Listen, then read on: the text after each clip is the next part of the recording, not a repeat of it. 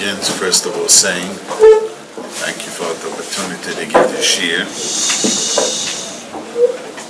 and second, the Melech says in Tehillim, "Inni b'derech koichi."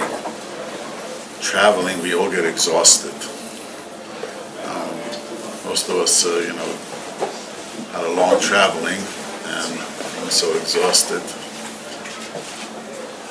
But I'll just say, and to ask me which topic I should speak, and why did I choose this?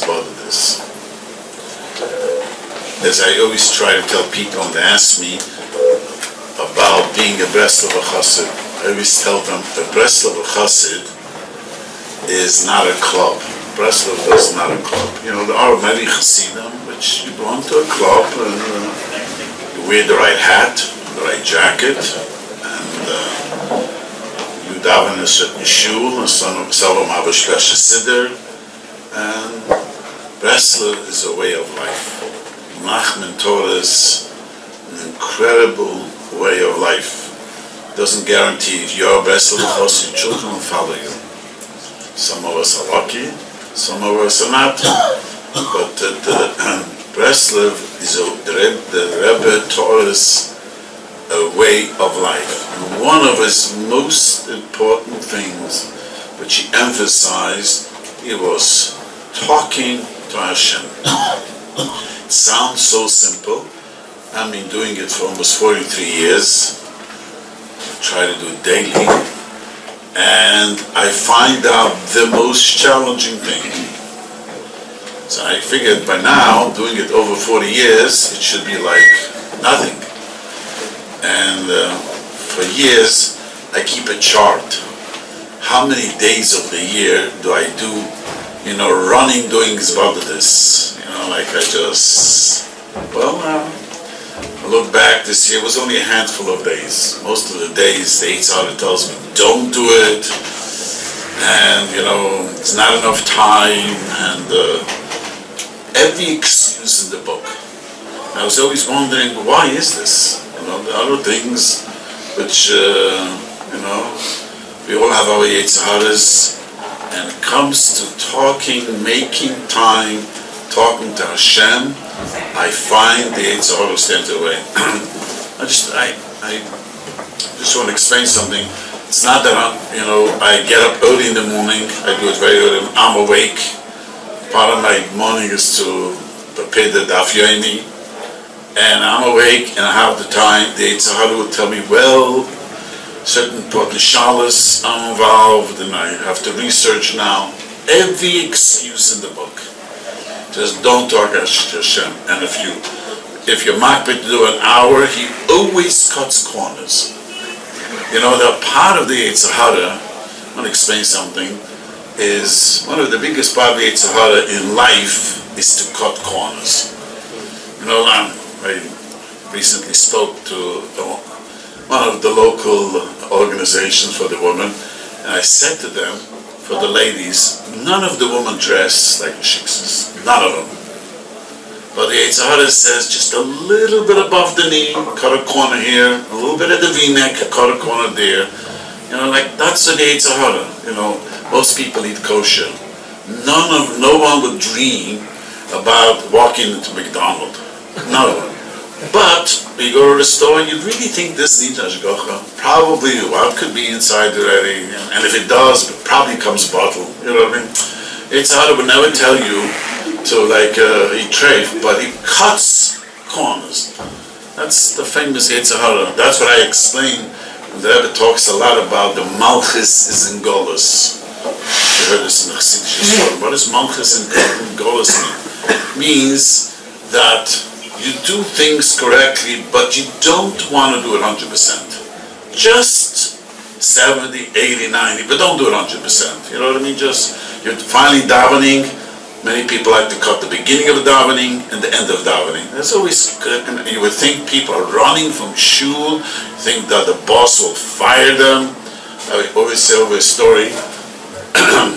One of my people comes to Badaf Yom for years. It was runs out by Ashrei Uletzion. I usually don't daven that minyan. After I give a shir, happen to be see this, but my minyan is a 7:30 minyan, which is a slow minyan. The minyan after my daf yomi, once in a while I do have to daven. There is this guy who runs out Ashrei Uletzion, a successful businessman, and I leave after we're in Raintown film. I walk out, he's standing at the corner talking. I walk over and tell him, what are they talking about? Talking about the football game. You have to read Ashrei Uletzion. So he didn't leave Ashrei Uletzion because it's going to be fight. There's a Yitzhara to cut corners. That's a fact through life.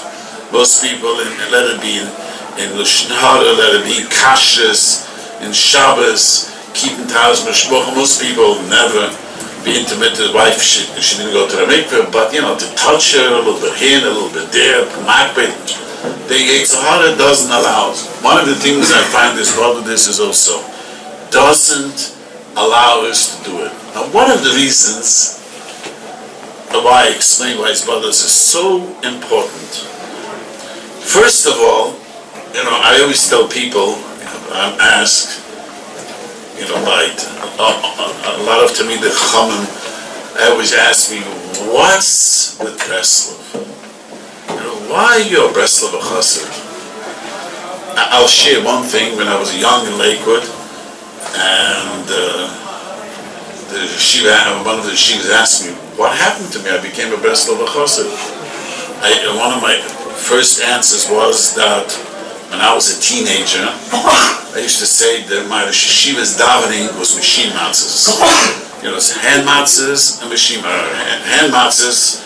Every matzah is a little different. If you pay attention, it's not totally round, and it's different. Machine matzahs is perfect. When I was a teenager, I was wondering why always the yeshiva's davening is the exact same. We bachran, sometimes in mood of davening, sometimes not, sometimes we wish you wouldn't have to daven. Then I picked up a Breslov sefer and talks about ups and downs being part of life. I says, wow, I'm really normal. Before that, I really thought that something's wrong with me. The truth is, we all have ups and downs in every part of our life. I always tell people, the only way we are alive is we have ups and downs. If you hook to the machines, heart machine, the only way they know that you're well is the lines go up and down. If it's flat, it's over. As long as you have ups and downs, you're alive. This is the famous story of the Chadish Shirim. Someone came to the Chadish Shirim and asked him, Rebbe, he has 5 daughters to marry off, and he had a kretschmer inn, used to be the Jewish store, and he was kicked out of the inn, no panasa, 5 daughters. Rebbe, maybe this is just a bad dream. Maybe it's not real life. There's a Zohar says after 120, there's a Gehenim called Olam HaToy. Olam HaToy means you think you're alive and everything is just terrible. You're really dead, but that's part of hell. That if you're a businessman, the Sichas is brought on, if you're a businessman, you're going on a trip, and everyone is fooling you, and the wagon falls apart. It's just a nightmare. I said, maybe Chadish Shirim thought a minute and put down his head, and he says, do you have here a tshuva? No, he doesn't have. He says, in Olam HaToy, there is no ups and downs. You're dead. There's flat. In this world, sometimes you think you want to be better, the next day you don't want to be better. We have ups and downs. As long as you have ups and downs, you're doing well. I once spoke about it in public. There was a psychiatrist working at UCLA. He came over to me after. It was a very interesting thing. He says, one of the things they're doing studies about dreams, he says, dreams are never ups and downs, it's flat. It's either a nightmare or it's a happy dream. It's not like middle of the dream, it's a nightmare and then you're getting married. It doesn't happen. It works. He says, in the real life, it's ups and downs. Every day we have ups and downs. But one of the most important basic things that help us be anchored is you make time for yourself, you talk to Hashem. It's like once a day you check in with Hashem and you speak to Him and you realize I'm alive and the ups and downs of, I better channel it the right way and do the right way. Otherwise, we could go by weeks and we don't even think about Hashem. How it's so difficult to have a relationship with someone that you don't even know.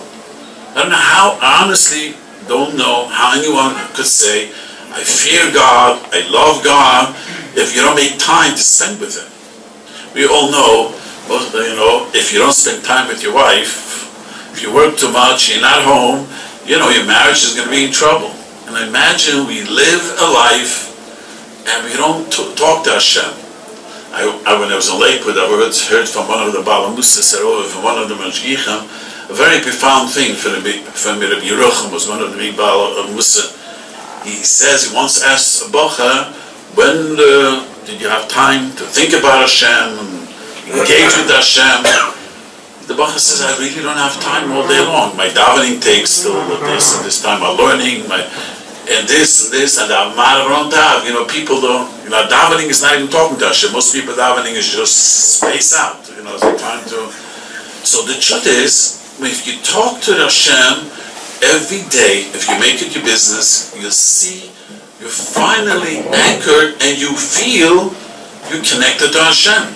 How can a person, the most important mitzvah in the Torah is the love of the Rebbeinu Shalom. In Kriyishma, in Tefillin, and the Mezuzah says, "V'ahavtas Hashem Elokecha." How do you love God if you don't have anything to do with Him? When you talk to the Rebbeinu Shalom, you begin to make Hashem a reality in your mind. It is Hashem who runs the world, and your health and your parnasa and the shidduch of your children or your grandchildren, whatever's going on, you realize there is Hashem running the world. Then you could, say, I could do things because I love Hashem, I'm afraid, but otherwise, because life, Yiddishkeit becomes stoic. I have a list, a checklist. To add to this, I'm going to come back a little to explain in detail about his brothers, but I always say to people, and marriage consists of two things. Imagine a couple getting married and the husband is not working, all day long sitting on the couch playing his guitar and singing love songs and poetry. His wife is going to take the pot and bang him over the head and go get a job. Now imagine the other way around. The other way around, he does exactly what a husband needs to do. Very cold, crosses every T, dots every I. He makes a living, makes sure there's a roof over the head, makes sure there's fed, the children go to school, but he's so removed, not a crack of a smile, no warmness to be this way. It's be very difficult for a woman to live this way, or vice versa.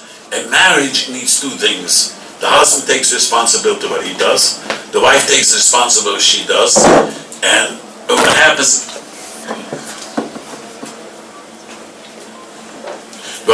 is that it's a connection. But if the person would imagine that he does exactly what a man needs to do. To add to this, to explain this well, I explained in Pashas Kisuri, last week's Pasha, the Torah says a very frightening thing. You know where the Torah came? Tachas asher lavadatu es Hashem Elokecha b'simcha v'tiv leivov im kol. You know why we get punished? Because we haven't worshipped Hashem with happiness. We're glad and when we are blessed with everything. A side note, I always tell this to my Balabatim every year, this is the most frightening pasuk in the world, because no one has such a good life as we have since Adam Rishon was kicked out of Gan Eden.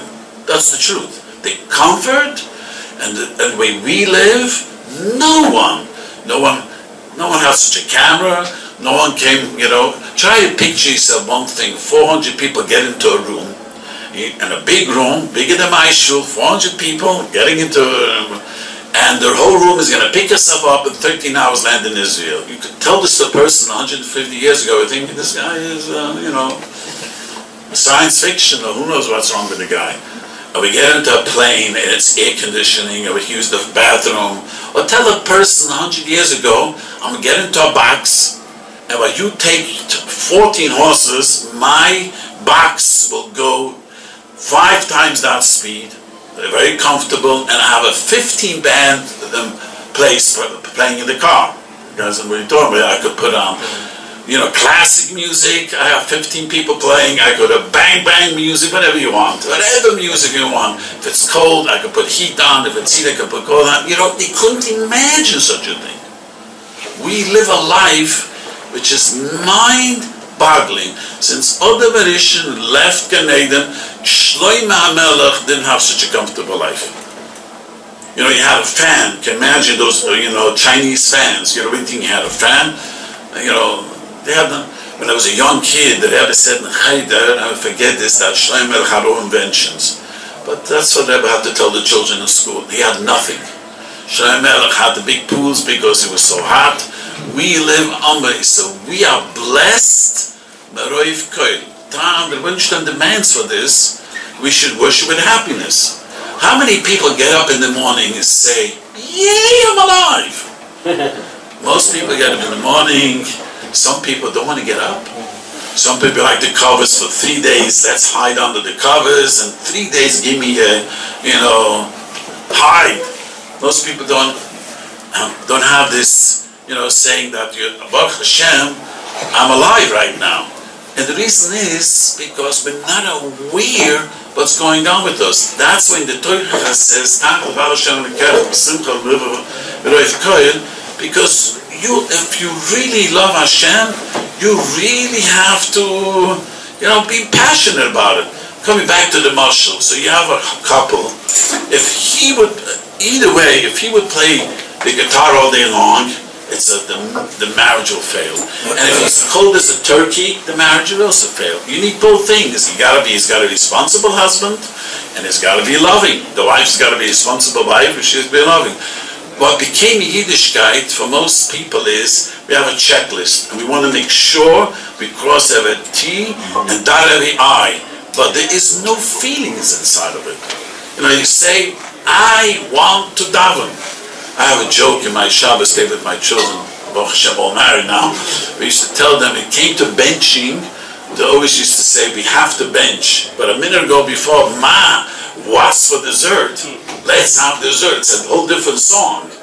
Ma, we got a bench. So we got to go to the bathroom. We got a bench. But the dessert was, what's for dessert?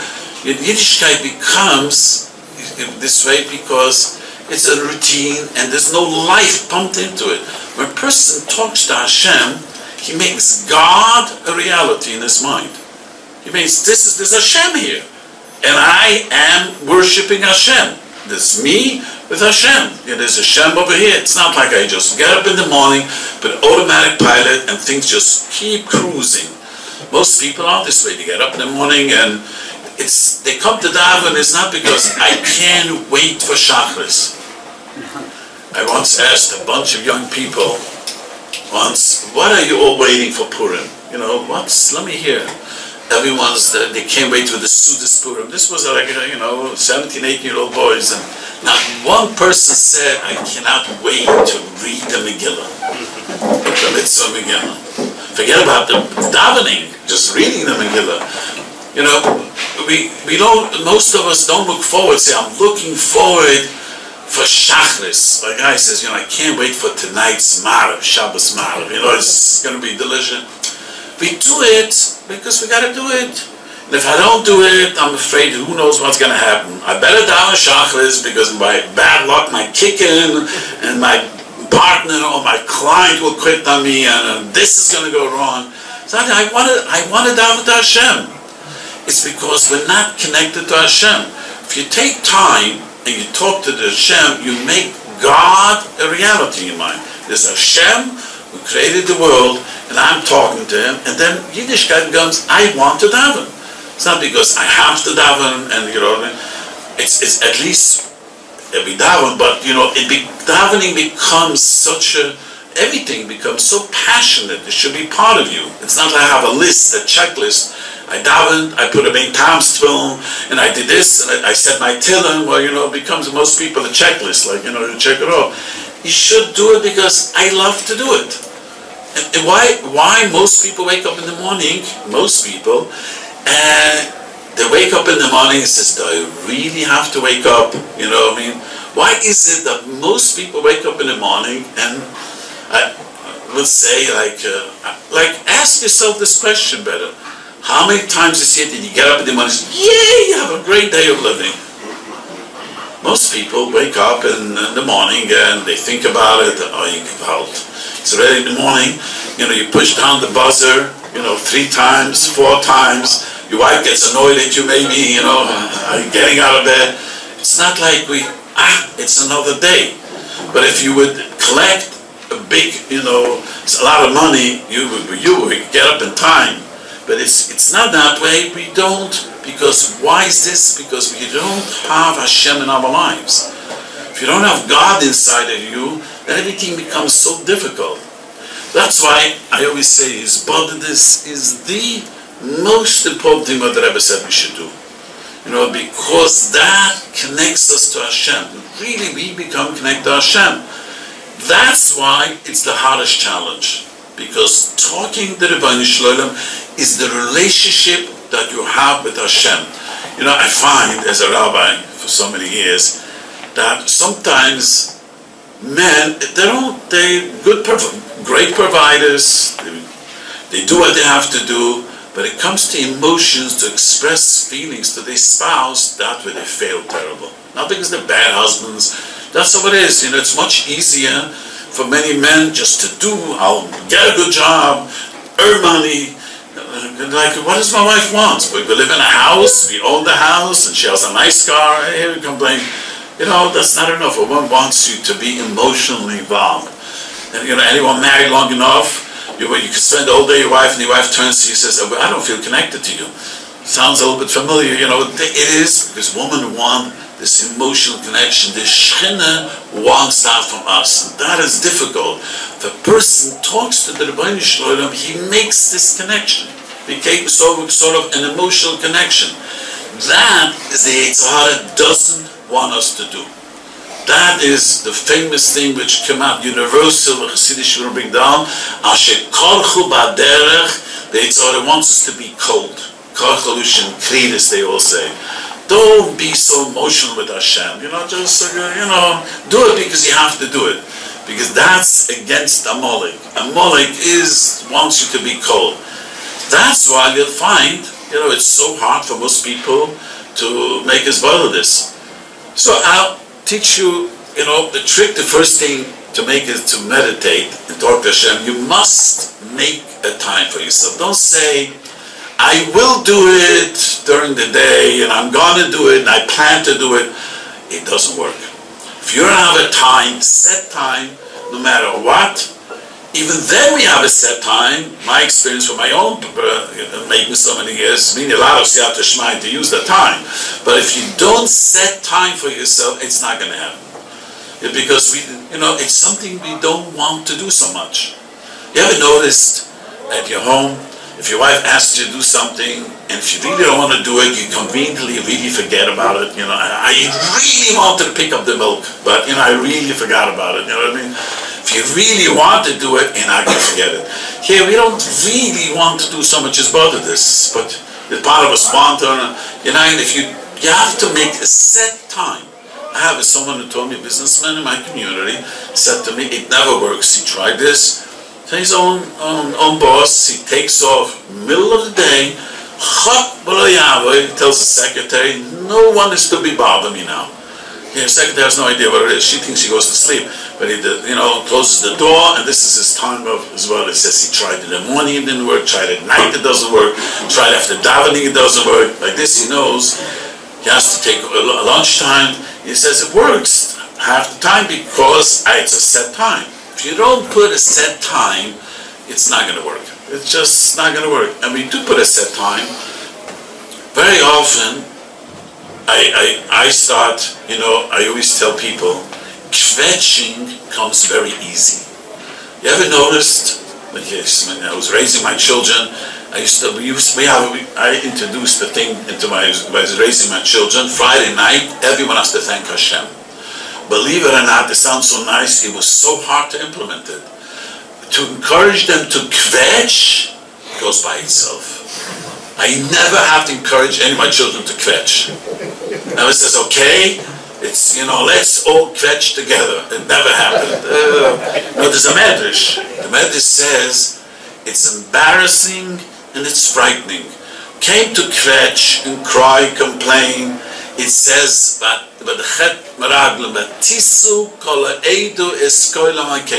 they picked up the voice together and cried, they kvetched. No encouragement. Came to the shira. You know how to encourage the shira? Oz Yushi Moshe. Moshe had to encourage Klal Yisrael to sing.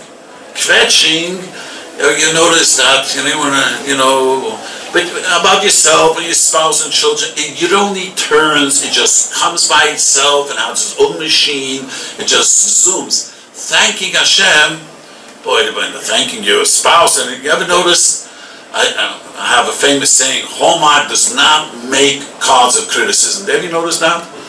One of my daughters, I have many daughters, one of my daughters, Chanvi Kempi, never forget that she went to a Hallmark place, the Valley, we live in the city of the Valley, it was a big Hallmark. She asked for cards of criticism. The only card of criticism the lady found in the store was to criticize a teenager how to clean up the room. Imagine a place full of, you know why?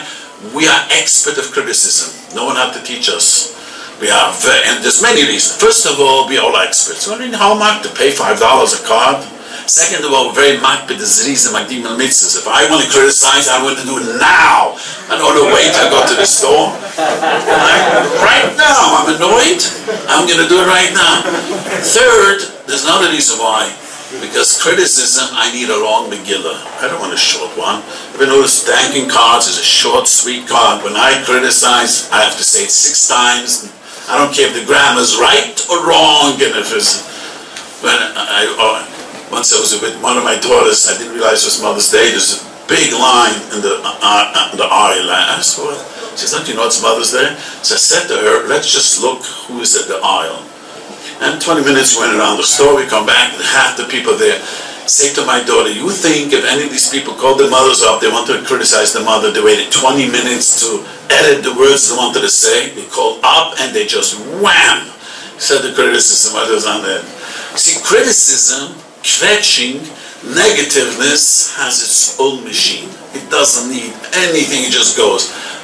Being positive is a work. Do you know that being happy, positive, complimentary is really work. Negativeness is not work. See, I always tell people, depression comes uninvited to us. No one says, I want to be depressed today. No one. Comes uninvited, slips into the door, and then before you know it, how did he get here? Being happy, I have to get up and tell myself, today I'll be happier. Happiness, complimenting your wife or your children or people, needs, as we call, kim v'aseh. You must do it. Any good thing in life, you should know that, has to be worked on. You have to remember this rule, if you want to change, passiveness is depression. That sneaks into us. To say, I want to compliment someone, I want to be positive, that you really got to get up and do it. So, coming back, I was saying, I always say when I'm lost in words to talk to Hashem, first thing is I kvetch to Him. That goes easy. You know what I mean? Listen, the Bani Shalom, this is what's going on in my life, and this is kvetching. That goes, because kvetching is an easy thing to do. Second, often, I tell this to people, I get up, and I want to talk to Hashem, and it's just not going. One of the best things is I tell Hashem exactly, I'm here, I'm tongue-tied, I cannot talk, I'm overwhelmed, I'm stressed, I don't know what to tell you. Just to say what's on your mind, by me it works, and I start crying, and it just opens my heart.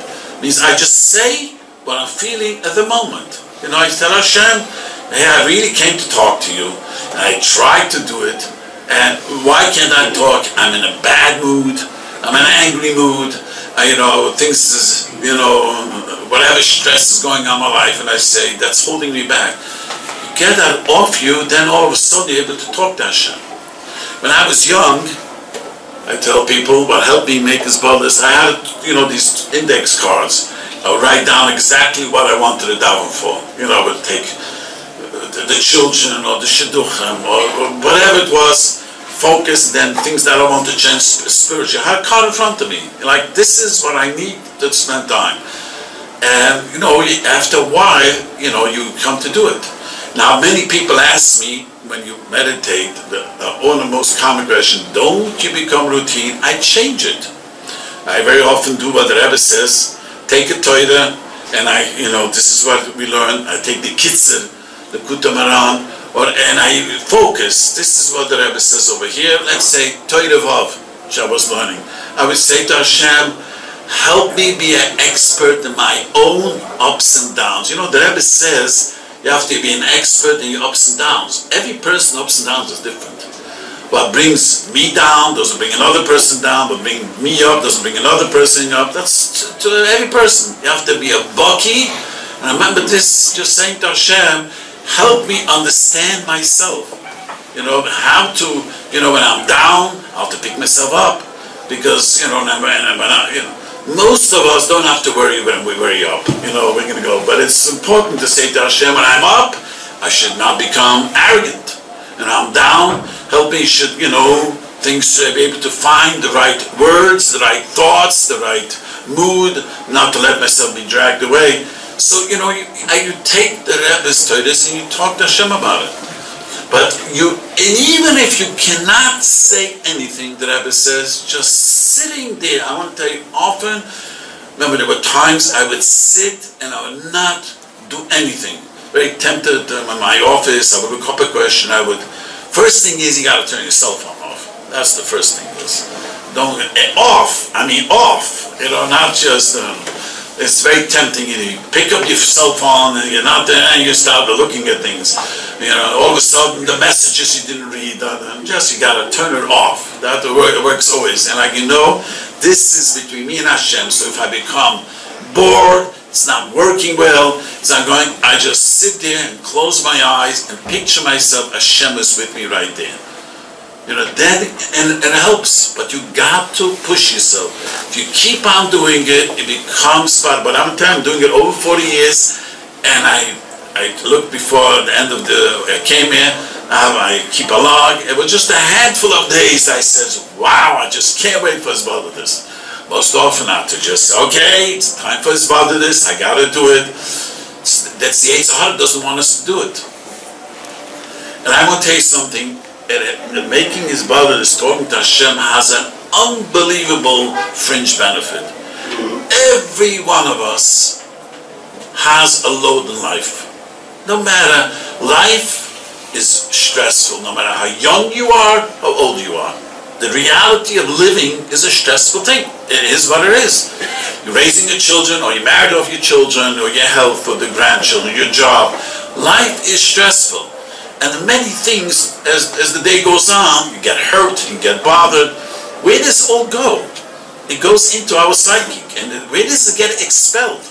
When you talk to the Rebbeinu Shloim and you realize everything's Basher, it's like you get rid of it.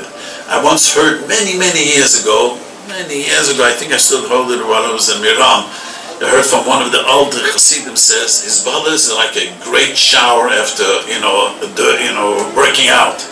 He says, it washes away everything. It is that way. Because, first of all, often we do things we're not very proud of. But it'll be small things, bigger things, and you're ashamed about it.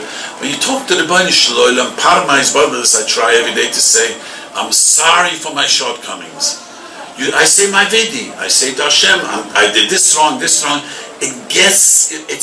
expels from you, and it washes away. And that makes the person much happier.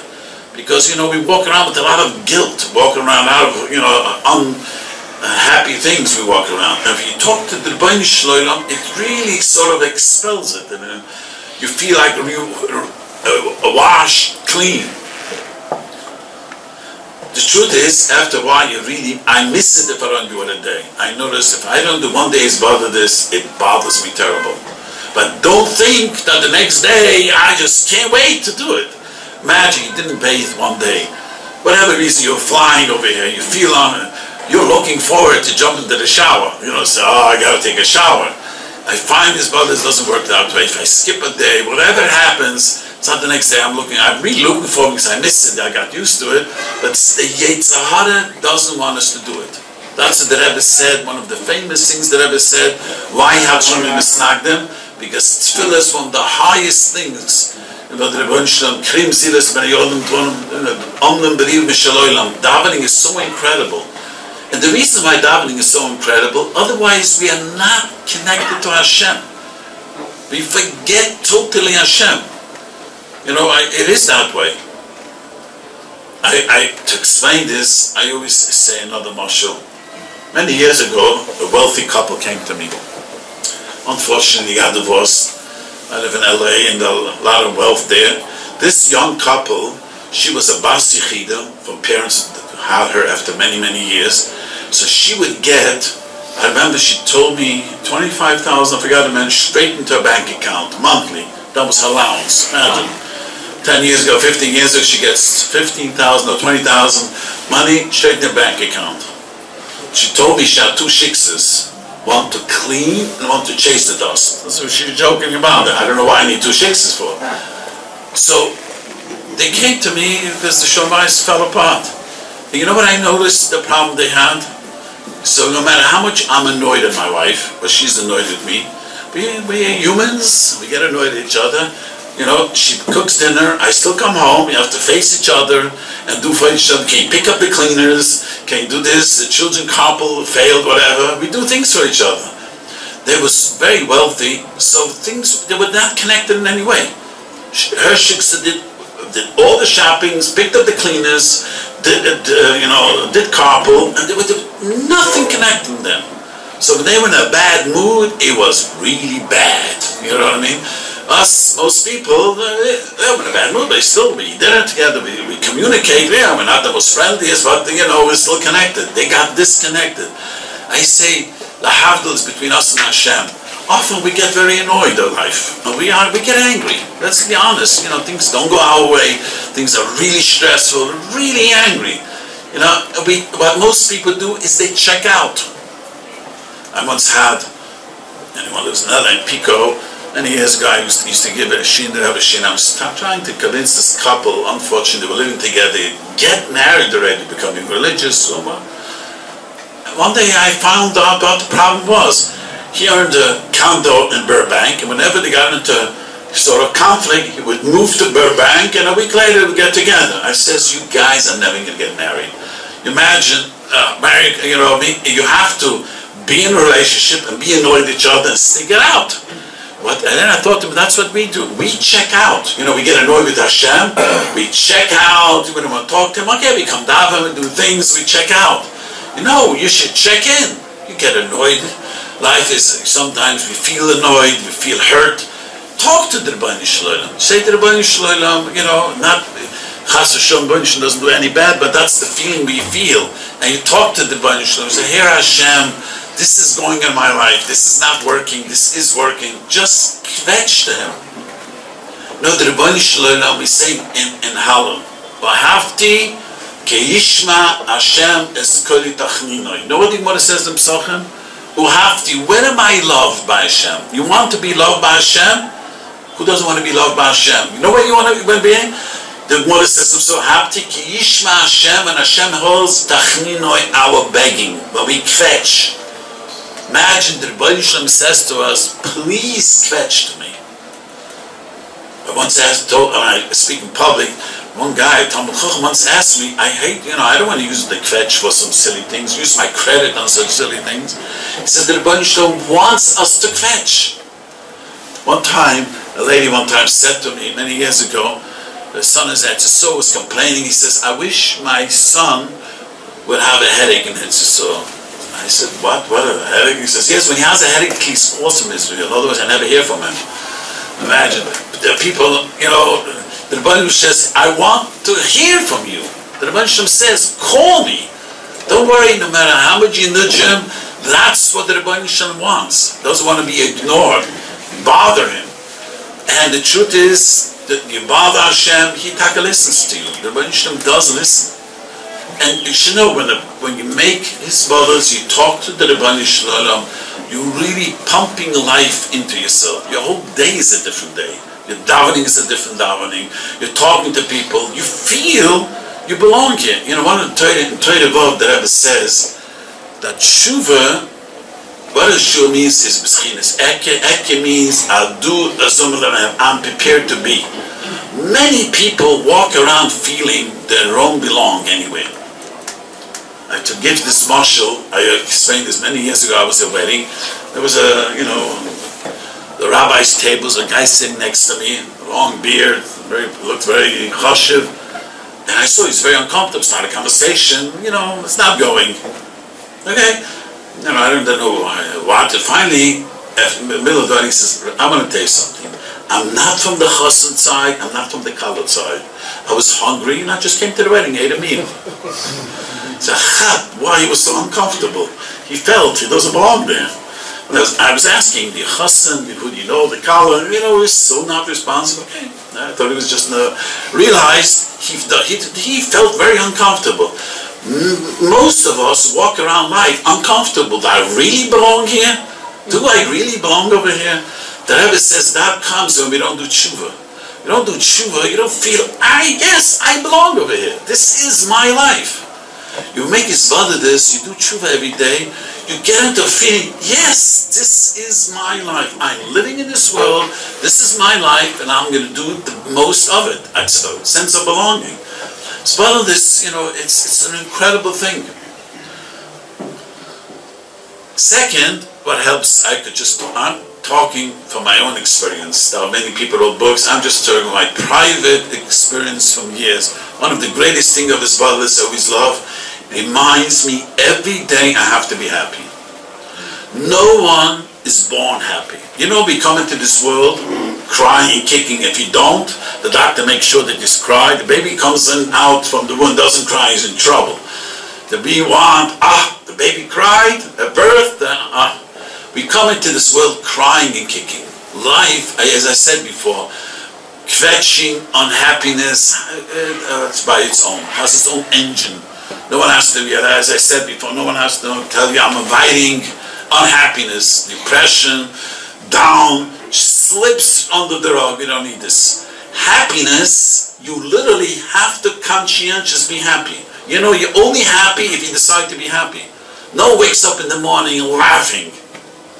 I've heard from people tell me they wake up in the morning crying. I've heard some people suffer from depression, some people remind themselves of what happened. I ask people, did you ever wake up in the morning laughing? I haven't heard that. You know what I mean? In real life, wakes up in the morning, all of it, he wakes up, he's laughing. Life is never laughing. No one is in a real happy mood. You have to work yourself up and say, I want to be happy. And that works. Simcha is you gotta, the Rebbe says you have to even act silly.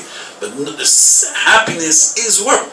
So when I meditate every day, it reminds me, I have to be happy. It's unfortunate I say to him, I have to be happy. It doesn't come by itself because that's our avodah. Imagine, the Breslov says, Tachas Ashavadus Shem Aleichem Simcha. Doesn't come by itself, happiness. The Rebbe says, Mitzvah Gedol is Simcha. It is very difficult. When I was young, for years I happened to be very blessed. My father was a very happy person, just a very happy person. I remember being a young child, 12 years old, and I was looking around people. How many people are really happy? I remember that was a shocking truth in my mind then. Most people are not happy. So I live in LA, and my children were young. I dropped them off at Disneyland with my wife. I have a house full of children.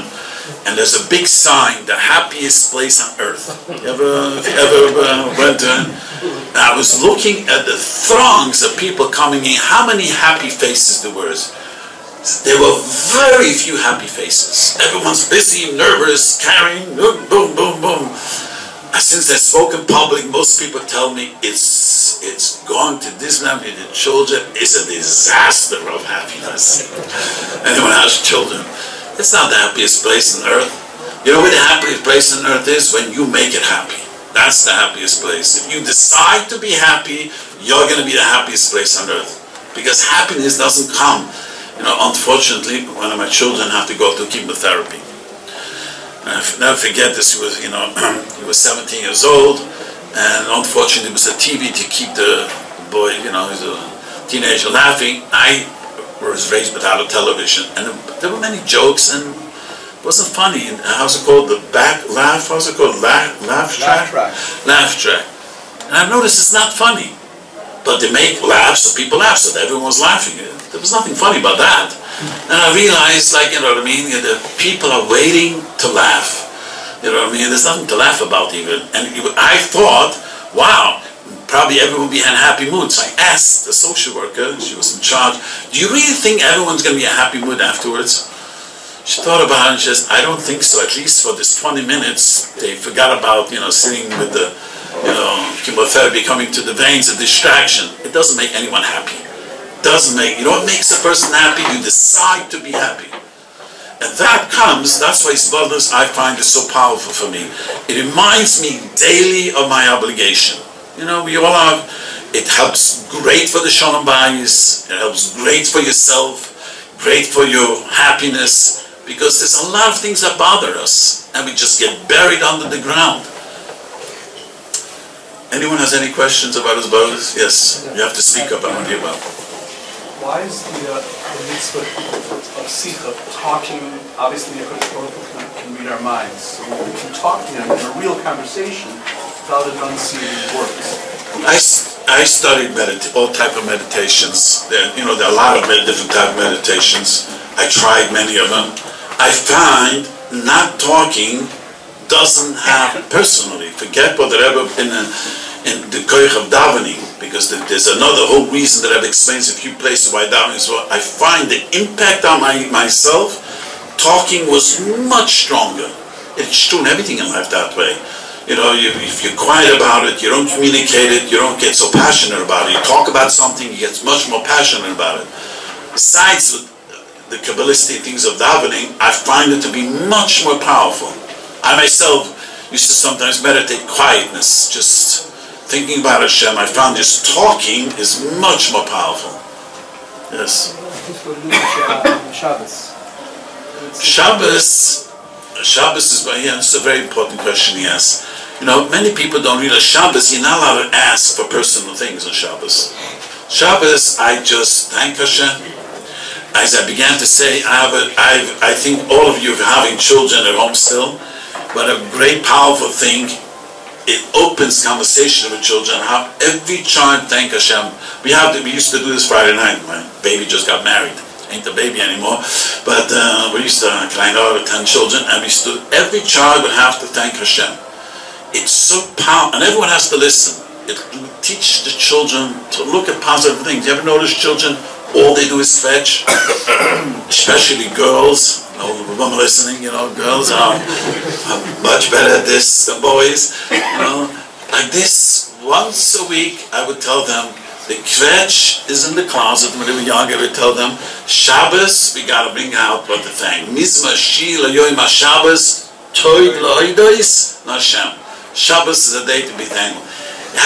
It's a very powerful thing. The children learn how to look at life in a positive way. It was amazing that when they thanked Hashem, in just by slipping, they slipped into kvetching, especially the girls, that's amazing. But it's incredible powerful. But anyway, Shabbos, I would just thank the Rebbeinu Shalom.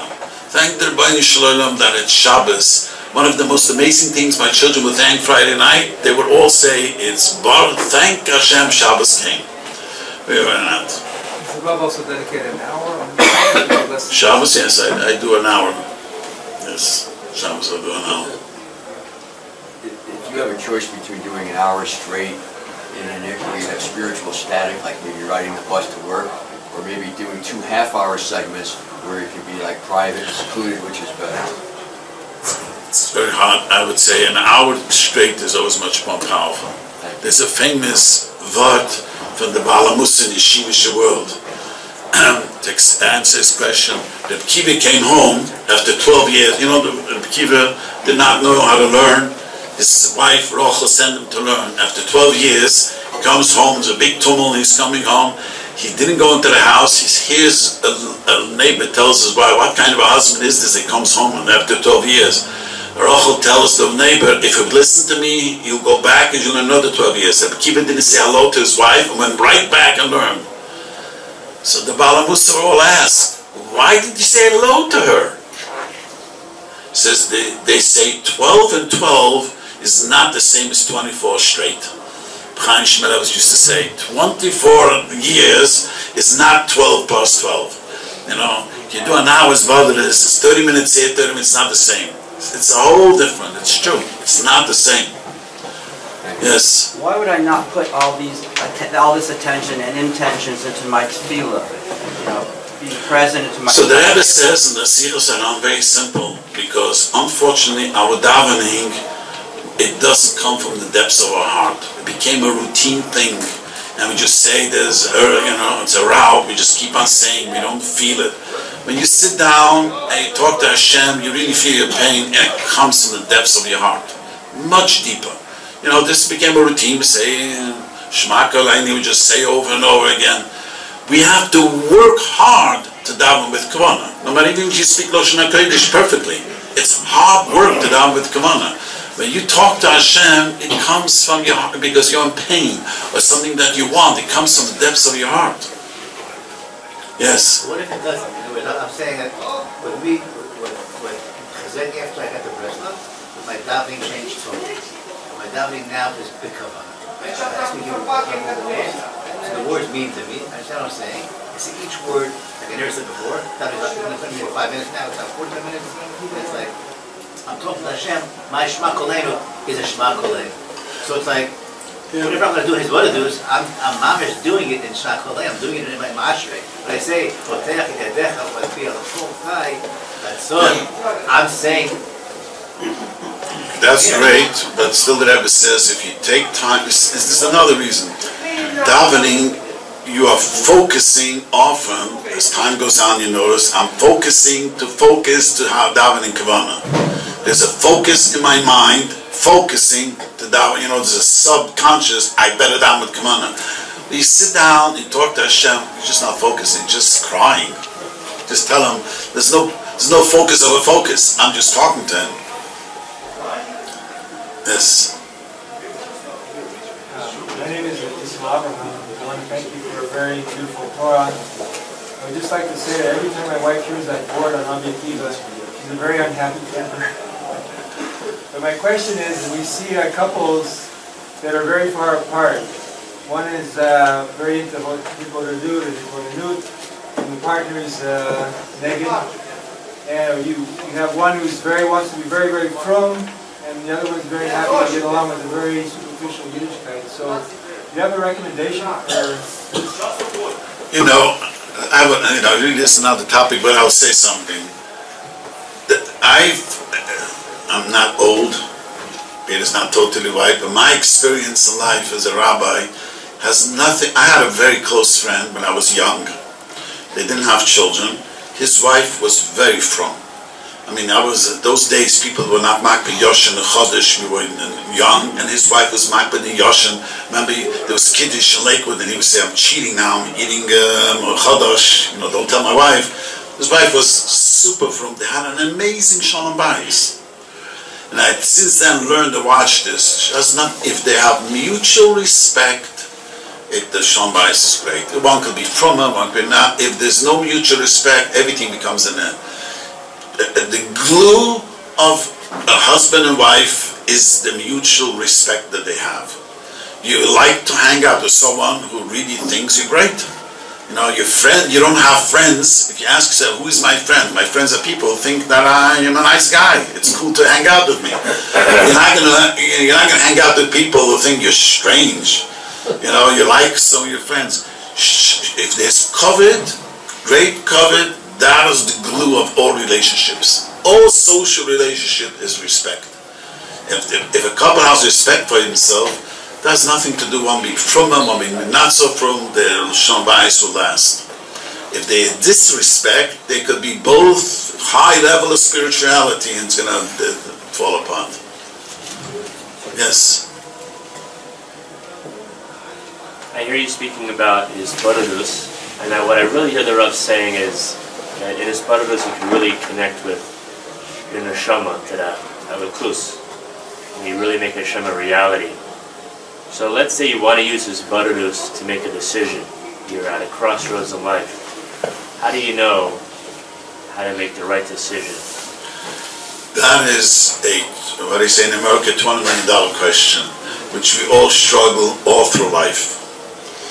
And how to make a decision. Well, I often talk to the Baal Sholem and I ask him to give me the wisdom to do the right thing. As part of my Zvaldas, when I'm at a crossroads and I have to make a decision, I just ask, give me the wisdom to know what I should do. Because what's good for one person is the disaster for others. You know, there's no one thing in life, say. So whenever I'm at a crossroads, I just daven and daven. And all of a sudden, out of nowhere, he comes and says, I should do it and I shouldn't do it. There's no we love to have a magic trick, a yes or no. People ask me all the time, Rabbi, do you have something? There is a sikh of the Rebbe, and a guy couldn't decide something. The Rebbe told him to say 5 kapitel Tehillim, whatever comes to his mind first you should do. But you have to be very honest with yourself. Sometimes you hear it one way, you don't want to do it. So you have to be extremely honest with yourself. Any other question? Yeah, sorry. Yes. I think the Rav mentioned there was a link between Zolot and Shalom Bayis. Well, when a person takes time for themselves and talk to the Rebbeinu Shlom, I call it that's time. That's time with you and Hashem. You take time, you become much calmer. You're not so irritable. Now, you asked about Shalom Bayis. I always tell people, I mentioned it since we both asked the question. I ask young people as a rabbi, they come before they get married, I ask them a simple question. What's the difference from disagreeing and arguing? And they look at me and they ask, when do you disagree, when do you argue? Anyone wants to answer? When do a person disagrees, when does a person argue? Disagree is they get covered with each other. And when do you argue? It's not covered. But why do you argue sometimes? Sometimes you can disagree with your wife, and sometimes the same lady, and a few hours later you argue. What happened? Because she's being stubborn. The answer is very simple. You only argue when you're hurt. Remember this rule. Don't you disagree with yourself? How often you say something, and the next few hours, what in the world was I thinking? What was that all about? You don't scream at yourself, you don't get annoyed at yourself. We all do this hundreds of times. So if you don't get hurt, your wife says this way, you say this way. Maybe yes, maybe not. If you feel hurt, she negates you. She says you're wrong, and or vice versa. She feels hurt. That's when you argue. Whenever I'm in a mood of arguing, I tell myself, I'm hurt. It works for me for years. I would say 15 years at least that I didn't argue. As soon as I realize I want to argue, I tell myself, I'm hurt. There's no reason I should argue. But that comes when you meditate a lot, you come realizing, meditation helps a person self-awareness. If you're self-aware, you relate to people much easier. Every day of talking to Hashem for an hour, you become extremely self-aware. Self-awareness is the trick of relationships, because the reason you don't even realize why you're getting annoyed at your wife, you don't even realize you're getting annoyed at your worker or your co-worker. If you have self-awareness, I am hurt. Why am I arguing today? An hour ago she said the same thing. I'm hurt. Could be unjustified. I'm hurt. Could be sometimes we feel lousy and the smallest thing could tip us off. It's nothing to do with her. It's with me. But when you argue, you're hurt. Or if I see my wife argue, I say to her, I'm so sorry, you must be hurt. Otherwise, why is she arguing? I don't want a wife. I always tell young people, I don't want my wife to be a yes lady. Whatever I say, life will be boring. I love, I say one thing, she says another thing, and we work it out. But when you only argue when you're hurt, And that's where you start arguing. When you just, we disagree with our own selves. I'm sure you realize you thought of one thing and the next day you think, I don't know what I was thinking yesterday. That sounds so foolish of me to doing. You don't scream at yourself, do you? So why can't your wife have a different opinion than you? If you sometimes are sensitive, out of proportion, then you start arguing because you feel hurt. Sometimes your hurt is totally wrong, but at least you know I'm hurt. Yes. But if it's a if there's something behind it, what is your responsibility to go to that person? Obviously not in that moment because you are hurt, but to be able to explain why you're hurt without escalating it to... Yeah, I just say, you know what I say? When I feel hurt, I say to my wife, it looks like I'm the last one on your list. She sometimes knows I'm going to say, she don't say that, please. It works great, my Shalom Bayis. Says, looks like I'm the last one on your list. When you have a big family and raising it works, but and there's no way you're not going to disagree, there's no way you're not going to get hurt. I mean, that's reality. It's childish thing. I tell people a famous word of the Nachman about Shalom Bayis, I tell them the Torah Vav. I tell all newlyweds that you're going to be able to love each other and they're dreaming about how to hug and all these things. I'm not worried you're going to be experts at it. You know what your challenge is going to be? When you're down. You're annoyed at each other, how you work out your disagreements, when you're in a bad mood, when you get hurt. That's the challenge of the same thing in Yiddishkeit. When your things are flying in a great mood, that's great. What is our challenge the rest of our year now? When we have down, how do we hold on not to fall apart? That's the biggest challenge. The biggest challenge is when you shave, I'm down, how to pick myself up and how not to get depressed and how to get up and keep on doing the right thing. Shalom Bayis is the same way. You have to work on what you're down, how to not fall apart. Yes. I just recently heard from somebody, and it's apropos of what you just said. He said that the thing that saved his marriage was that he started to ask his wife, he wanted to leave her, and he started to ask his wife in order to repair things every morning. He started to ask her, what can I do for you today to make your day better? And and he realized that it was the merger of a man, it was like he was going to work. And going to work to do something and treating it that way opened up the whole emotional relationship after that. So it just seemed to me that that's what I kind of heard from you. No, I didn't say that. That's a separate, no, not at all.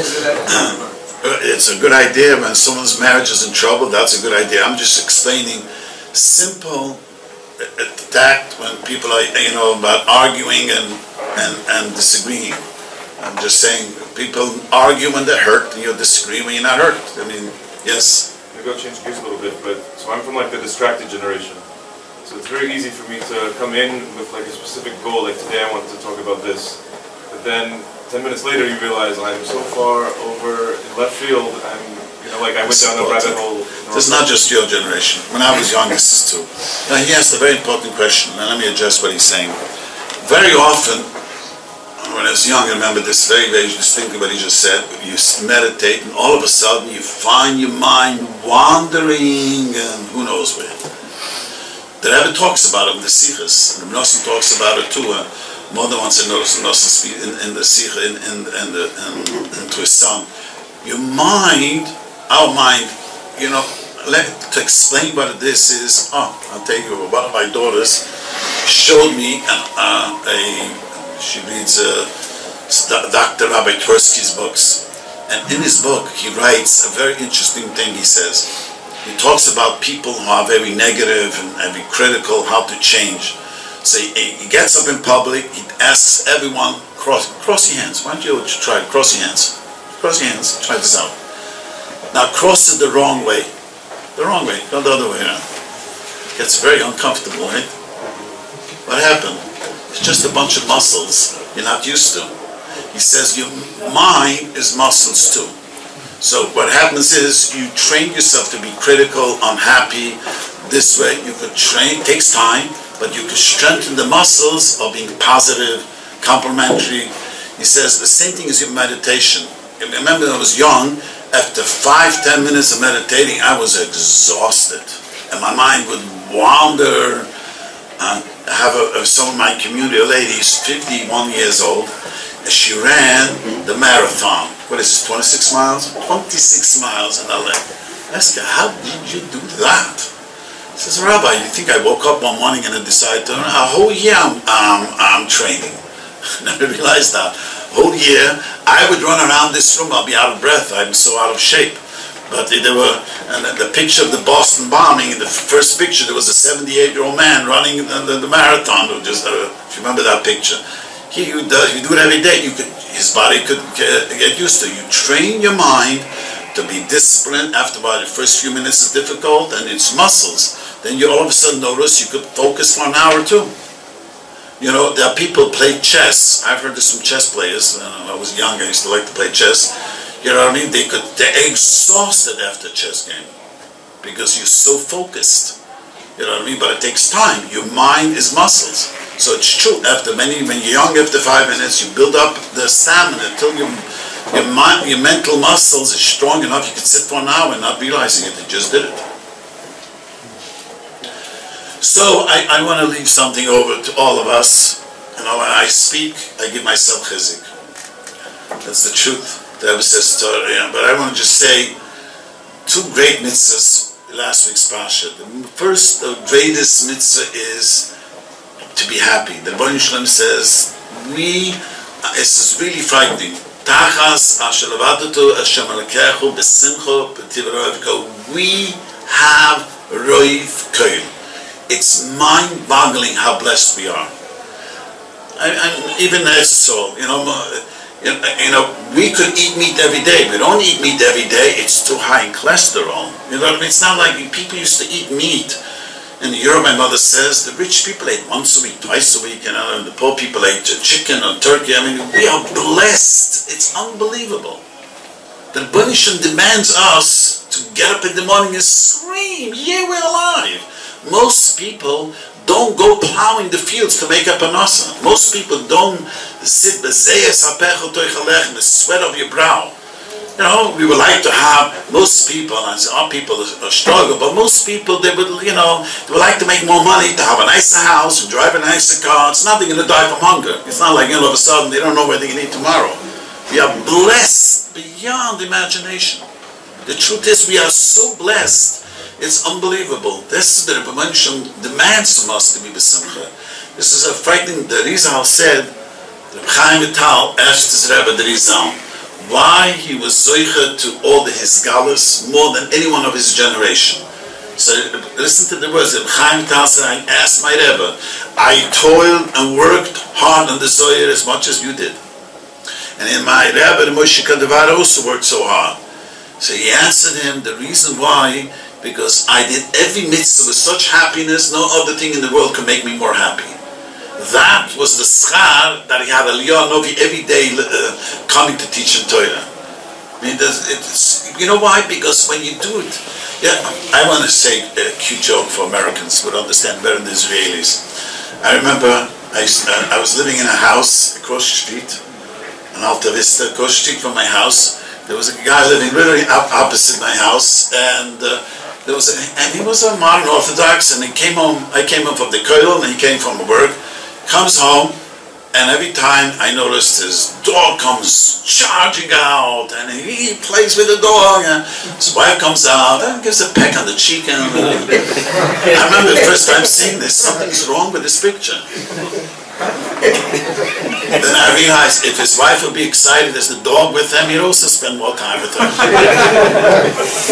The reason I didn't, his dog came, anyone knows an American dog comes screaming and wagging the tail, and this is now in a Havdil, $8 we were the bunch of also, we are not excited with him, he's not excited with us. But if we're excited with him, he'll be very excited with us. We love someone who's excited about Yiddishkeit too. We gotta be excited. This is what we're living for. Let's be excited about it. Again, thank you for the people organized. Let's share we give the shir. Thank you. Oh, yeah.